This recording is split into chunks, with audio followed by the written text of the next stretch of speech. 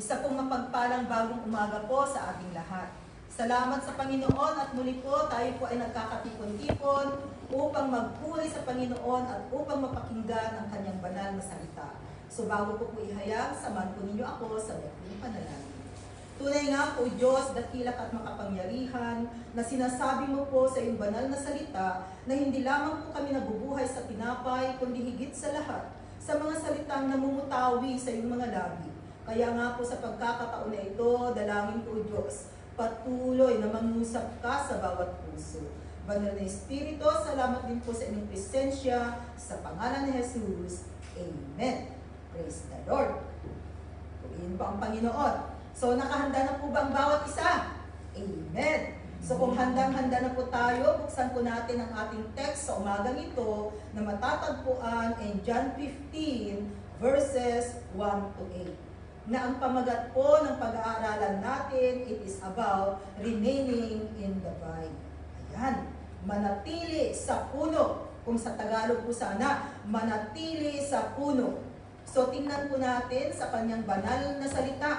Bakit nga ba kinakailangan na ang bawat isa sa atin ay manatili sa puno? At sino po ba yung puno na ito? So sabi po doon sa verse 1 in John 15, okay, umpisahan po natin.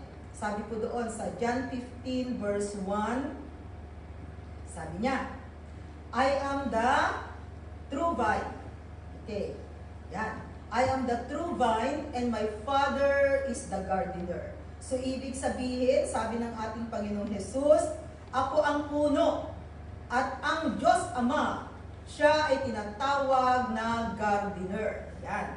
In verse 2, sabi po niya, He cuts off every branch in me that bears no fruit. So, ang sanga na walang bunga, anong ginagawa? Cut off, pinuputol. While every branch that does bear fruit, He prunes so that it will be even more fruitful. So, makikita natin dito na ang ginagawa ng Panginoon sa kanya dyan, no? Kinakailangan manatili tayo sa puno, no? Kinakailangan po na manatili sa puno ang bawat isa sa atin. Dahil makikita natin dito sa verse 2 na ating binasa, may dalawang klase po ng branches. At ang branch na yan, ito yung tinatawag na fruitless branch at saka fruitful branch. Pag sinabing fruitless branch, yung sanga na walang bunga, ano ang ginagawa? Pinuputol. Yung fruitful branch, yung sanga na may bunga, ayan. Sabi diyan, ang ginagawa ni Lord, He prunes so that it will more fruitful. Prunings. Pag prunings po, di po ba, masakit yun. Kasi kung puputulan mo yung mga punong kahoy, pagputol. Kaya ang Panginoon, ganun din po. No? Pinuputulan din po niya. Yung baka merong mga sungay tayo dyan, ayan, kinakailangan tanggalin at gustong ayusin ng Panginoon. So, ituloy po muna natin yung ating binabasa. Let's go to verse 3. Sabi doon sa verse 3, okay, sabi sa kanyang salita in verse 3, You are already clean because of the word I have spoken to you. Ayan. Ang salita ng Diyos, tunay po na ito ang nagbibigay para ikaw at ako ay magiging malinis. Nililinis po niya ang buhay natin. Paano po nililinis ng salita ng Diyos ang buhay natin? Kaya naniniwala po ako, mula nung ikaw at ako ay nag-aaral, nakikinig sa kanyang salita, makikita po natin na may pagbabago sa buhay. No? Binabago po tayo ng salita ng Diyos. Dahil tunay po, sabi niya dyan sa kanyang salita, no? Kayo ay malinis sa pamamagitan ng salita na inyong napapakinggan. Yan po ang sabi ng Panginoon. Kaya alam po ninyo, ang salita ng Diyos, dapat po hindi lamang po tayo tagapakinig, kundi nandun po na isinasagawa natin ang salita ng Diyos. Sa mga salita ng Diyos na napapakinggan po ng bawat isa sa atin, kung ito po ay isinasa puso natin, isinasagawa, namumuhay po tayo ng naaayon sa salita ng Diyos, nalilinis po ang buhay ng bawat isa sa atin. So sabi ulit ng Panginoon in verse 4, okay, doon po sa John 15 verse 4, sabi ulit ng Panginoon sa atin. Yan. Ito po ang sabi ni Lord, no? Remain in me. Ayan, manatili kayo sa akin as I also remain in you. At mananatili din ako sa inyo. No branch can bear fruit by itself.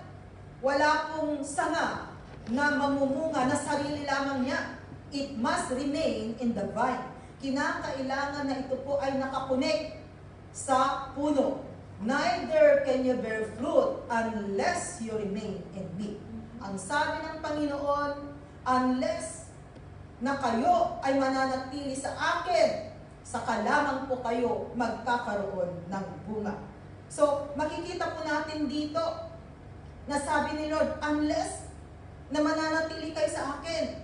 So, ano po ba yung mga dapat natin gawin para ikaw at ako ay manatili sa Panginoon? So, ayan po, ang dapat po natin gawin is that keeping God's word continually in our heart. No. Yun pong salita ng Diyos, ilagak po natin, itago po natin sa ating puso. Kaya nasabi ko kanina, hindi lamang po tayo tagapakinig ng salita ng Diyos, kundi higit sa lahat tagagawa. Nakikita sa buhay po natin na tunay na may pagbabago ang bawat isa. Kung noon palaaway ka dyan kapatid, pero ngayon ako nababago na. Kung dati high blood, ay ngayon medyo nakokontrol na. Bakit? Kasi nandyan po ang salita ng Panginoon.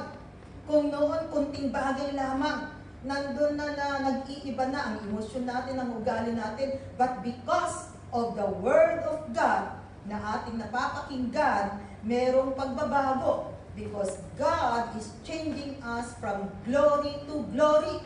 Ganyan po ang ginagawa ng Diyos sa bawat isa sa atin. So sa mga salita niya po na ating napapakinggan, huwag po nating sayangin. Nandun po na talagang ipasamuhay po natin. Alam po ninyo, sabi po doon sa James 1, verses 23 to 24. Ayan, supporting verse po natin. Okay? In James 1, verses 23 to 24, sabi po sa kanyang salita. Okay? Ayan. Sabi niya in James 1, verse 23 and 24, sabi ni Lord, anyone who listens to the word but does not do what it says is like someone who looks at his face in a mirror.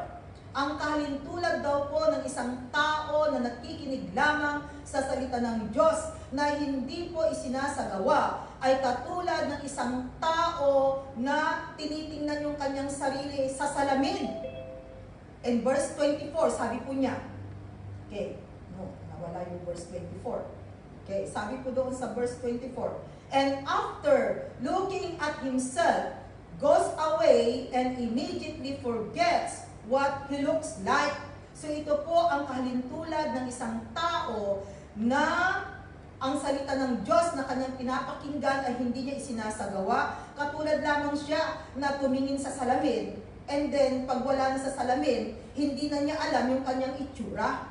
So marami ang nakakapakinig sa salita ng Diyos, pero hindi pinapasamuhay. So ang kalintulad, parang tiningnan mo lang yung sarili mo sa salamin, and then after that, wala na. Huwag po sanang ganoon, mga kapatid. Ang kahalintulad po natin ay dapat ang mga salita ng Diyos na ating napapakinggan, every day, every time, saan man tayo dumako, saan man tayo mapadpad, anuman ang ginagawa natin, still pa rin na sumusunod po tayo sa salita ng Diyos. Yun po ang nais ng Panginoon. Kaya huwag po nating sayangin ang mga salita ng Diyos na ating napapakinggan, mga kapatid. Dahil ito po ay gagabay at ito po ay tutulong sa bawat isa sa atin. Okay, ano pa po ba yung mga dapat nating gawin? Ayan, kinakailangan i-maintain po natin yung intimate communication with Christ. Ibig sabihin, pag nandun po na ikaw at ako ay palaging nananalangin sa Panginoon, panalangin, ay ibig sabihin, merong koneksyon, nakikipag-connect po tayo sa Panginoon, mga kapatid. Dahil alam po natin na ang prayer ay mahalaga. Tanungin mo yung katabi mo, Brad, sis, nanalangin ka ba kanina? Sige, tanungin natin. O, ano ang sagot? Nanalangin ba siya? O, praise the Lord, kapatid. Pag ikaw ay nanalangin kanina, pagkagising sa umaga, nanalangin ka, ay, purihin ko ang Panginoon dahil tama ang ginawa mo, kapatid. Dahil nagpapatunay lamang na talagang gusto mo ng koneksyon sa Panginoon. At alam po natin na ang panalangin, yan yung tinatawag po na oxygen of a believer. Kaya ang panalangin po ay kaparte ng buhay natin. Kaya pag tayo ay nananalangin, ay ibig sabihin yan, talagang naka-intune tayo sa Panginoon. No? At alam po ninyo, pag mini-maintain po natin ang panalangin na yan, of course, nami-maintain din po natin ang relasyon sa Panginoon. At alam po ba ninyo na ang prayer, ito ay tinatawag na link. L-I-N-K, link. Bakit nagiging link ang prayer? O ngayon, no? Nandyan na po na alam natin na because we are now living in a computer age na merong mga link, may mga apps, no? Na itatype, punta ka sa link na ito. Ayan, makikita mo na lahat yung mga gusto mong makita. And did you know na meron din pong link ang Panginoon para ibuhos ang pagpapala sa buhay ng bawat isa. And that is prayer. O, diba? Prayer. Ang prayer po, walang oras yan na pinipili. Anumang oras, anumang sandali, kahit na saang lugar, ay pwedeng manalangin sa Panginoon. Kahit na wala tayong computer, wala tayong gadget na gagamitin. Ito po yung link na pwede po natin puntahan anytime. And that is prayer. At alam natin, pag binuksan natin yan, pumunta tayo sa link ng prayer. Alam natin that we will receive God's blessing and power. Sino po ang may gusto ng pagpapala ng Diyos at kapangyarihan ng Diyos? O kapatid, be a woman and man of prayer and you will receive God's blessing and power in your life. Kaya manalangin po tayo mga kapatid, dahil ang panalangin po ay napakalaki po ang ginagawa sa bawat isa sa atin. Okay, at hindi lamang po yan, kundi kinakailangan, sabi nga natin kanina, obey His commands sa utos ng Diyos. Sa batas ng Diyos, kinakailangan po ang pagsunod. Hindi po ba sa mundong ito, pag tayo po ay hindi sumunod sa batas, ay merong kaparusahan. Ganon din po sa mata ng Diyos. Kung hindi rin po tayo susunod sa batas ng Diyos, merong kaparusahan. Ang pagkakaiba lamang po sa batas ng tao at sa batas ng Diyos. Ang batas ng tao, humingi ka ng tawad, hindi ka nila patatawarin, talagang meron kang pupuntahan at makakamtan mo yung kaparusahan. Pero ang batas ng Diyos, as long as totally yung ating pagsuko, pagsisisi sa ating mga ginawang kasalanan, nandyan po ang awa, ang habag ng Panginoon at kayang-kaya po niya tayong patawarin. Yun po yung pagkakaiba mga kapatid. Kaya alam po ninyo dito sa mundo, no, maaaring nagkasala po tayo sa batas sa mundo, pero alam po ninyo sa batas ng Panginoon, merong pag-asa. At alam natin na ang batas ng Diyos, yan po ay magpakailanpaman. Kaya mga kapatid, kasi andito pa tayo sa mundo, so kinakailangan talaga na sumunod tayo sa batas dito sa mundo. Upang sa ganun po, ay maging maayos po yung ating buhay. Alam po ba ninyo dito sa Hong Kong, very simple lamang po, kasi we experience, no, na talagang hindi ako sumunod sa batas dito sa Hong Kong. Dahil alam po ninyo, nakasuhan ako ng jaywalking dahil sa kamamadali. No? Jaywalking. Yun bang red light pa lang, tumawid ka na, yun pala, merong nag-aabang, nakasibilyan yung mga nag-aabang sa amin. Ay nako, hindi namin inaabangan kasi nakapokus kami din sa sasakyan namin. Katabi lang kasi ng sasakyan namin. O, pero alam po ninyo, konting pagkakamali, Pero alam po ninyo, naging napakalaking aral po yun sa akin. Kaya pag ako'y tumatawid ngayon, pag hindi pa green, ay hindi na ako tatawid. Bakit? Kasi mahirap, no? So ganun din po. Dahil kung meron tayong ginagawang hindi tama talaga sa mundong ito, talagang meron pong kaparusahan.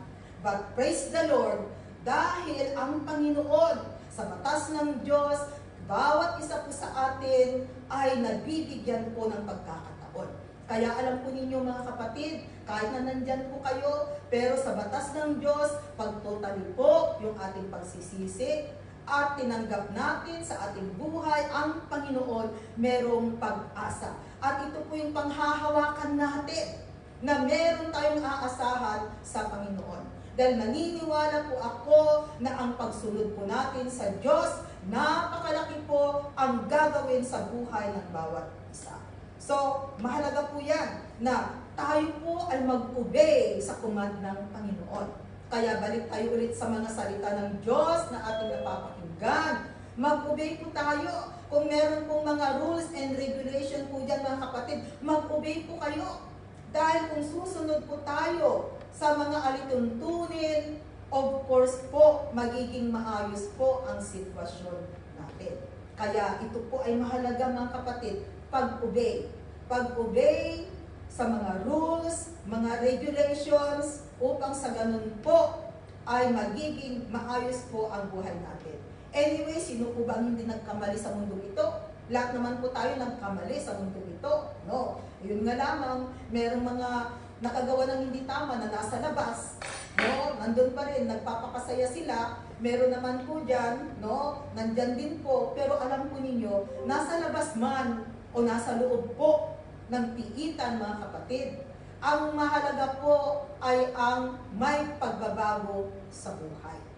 Dahil ang nakaraan po natin, hayaan na natin. Kung hindi po naging maganda yung buhay natin kahapon, ay ayusin po natin ngayon. Dahil kung aayusin po natin ang buhay natin ngayon, mas maayos pa ang buhay mo bukas. Tatandaan mo yan, kapatid. Kasi sabi nga, kung ano ang itinanim, ay siyang aanihin. Di po ba? Yan. Kasabihan natin mga Pilipino, at nandyan din po sa salita ng Diyos, na kung ano ang itinanim, siyang aanihin. Kaya kung ngayon po, babaguhin po natin ang mga dapat baguhin, magtanim po tayo ng kabutihan, gumawa po tayo ng tama sa buhay natin, of course, mas maganda pa po ang bukas na darating sa buhay ng bawat isa. So sa mundo sabi, habang may buhay may pag-asa, kapatid, how much more na may Kristo sa buhay ngayon. Kaya meron at merong pag-asa ang bawat isa sa atin. Okay? Kaya manatili po tayo sa Panginoon, mga kapatid. Okay, balik po tayo doon sa verse 5 ng John 15. Sabi po doon sa verse 5 ng John 15, balik tayo sa ating text. Sabi niya, I am the vine, you are the branches. If you remain in me, and I in you, you will bear much fruit. Apart from me, you can do nothing. O, tingnan po ninyo, sabi ng ating Panginoong Hesus, ako ang puno, kayo ang mga sanga. So, ang bawat mananampalataya ay tinatawag na sanga. Kapatid, tingnan mo ngayong katabi mo, sanga yan, dahil ang puno ay si Kristo. Sanga. Isang sanga na ang sabi po dyan sa ating binasa, if you remain in me, kung kayo ay mananatili sa akin, ako rin ay mananatili, sabi ng Panginoon, at ikaw ay mamumunga ng marami. O, tingnan po ninyo ang pangako ng Panginoon, pag tayo ay mananatili bilang isang sanga na nananatili kay Kristo, tayo ay mamumunga. Kaya, kapatid, pag ikaw ay nanatili kay Kristo, ikaw ay mamumunga. Sabihin mo nga dyan sa katabi mo, kapatid, pag manatili ka kay Kristo, ikaw ay mamumunga. Sige, sabihin natin. No? Sabihin natin yung katabi natin. Kung ikaw ay mananatili kay Kristo, ikaw ay mamumunga. Yan. Dahil tunay po, yan po ang sabi sa kanyang salita. Verse 6. Okay, tingnan ulit natin. Ang verse 6 po. Let's go back to John 15. Sabi po in verse 6, if you do not remain in me, ito ang mangyayari. Pag tayo po ay hindi mananatili sa puno, sabi dyan, you are like a branch that is thrown away and withers. Such branches are picked up, thrown into the fire, and burned. So ito po ang magiging kahalintulad. Pag hindi po tayo manatili kay Kristo, tayo po ay katulad ng isang sanga. Alam po ninyo yung isang sangang putol. For example, yung sanga pinutol ngayon, putol na sanga. Ang mangyayari po sa putol na sanga na ito, habang lumilipas ang araw, di po ba natutuyo ang sangang yan? Natutuyo siya dahil wala ng buhay, dahil hindi na po siya naka-attach sa puno. Kaya matutuyo ang sangang yan, at pag natuyo, ang gamit ay panggatong. So ganon po mga kapatid, ang kahalintulad ng tao na walang Kristo sa kanyang buhay, siya ay isang sanga na natutuyo, at ang hangganan ay panggatong.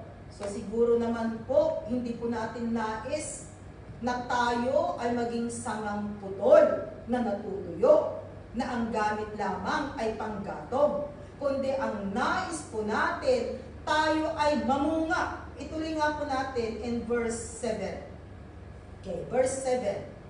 Sabi po ulit doon sa verse 7. If you remain in me, and my words remain in you, ask whatever you wish, and it will be done for you. Sabi ulit, manatili kayo sa akin at sa aking salita, because Jesus and Word, they are one. No? Si Jesus po, siya ay salita. So kung mananatili tayo kay Jesus at sa kanyang salita, sabi po niya dyan, no, sa binabasa natin, and verse 7 kanina, if you remain in me and my words remain in you, ask whatever you wish and it will be given you. So sabi natin kanina, di ba, prayer is a link. Kaya pag nag-prayer ka, pumunta ka sa link na which is prayer, meron kang makikita doon na specific word na ang sabi doon, remain in me. Yan.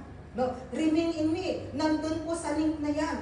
At sabi niya, remain in me in my words, no? Remain in you. Ask whatever you wish. Ano man ang hihilingin mo. Alam ko po na ang bawat isa sa atin ay mayroong kahilingan sa buhay. Meron pong ninanais ang puso natin. Bawat isa po sa atin, meron tayong gustong gawin sa mundong ito. Mga kapatid, sabi nga po rito, manatili tayo kay Kristo at sa kanyang mga salita. At ang sabi niya, ask whatever you wish. No? Hilingin ninyo, anuman ang gusto ninyo, anuman ang kahilingan ninyo, at ang pangako ng Diyos, sabi niya, and it will be given you. Ibibigay ko sa inyo.